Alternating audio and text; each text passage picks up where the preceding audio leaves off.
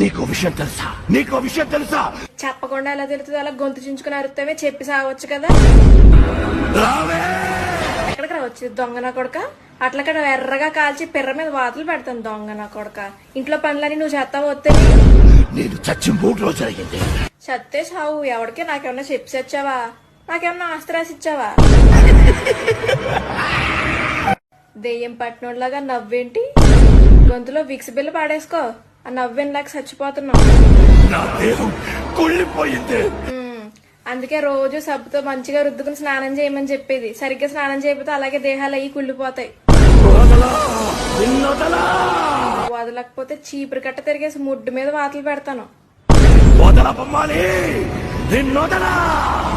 ఒకసారి చెప్తే అర్థం కదా నీకు? మేము బొమ్మలు అయ్యి కొను. నువ్వు బొమ్మలు అయ్యి అమ్ముకోవాలంటే పక్క వీధిలోకి వెళ్ళి అమ్ముకో. మా ఇంట్లో చిన్నపిల్ల ఎవరు లేరు. పొద్దున్నే బొమ్మలో అని అమ్ముకుంటున్నాను. నీకు విషయం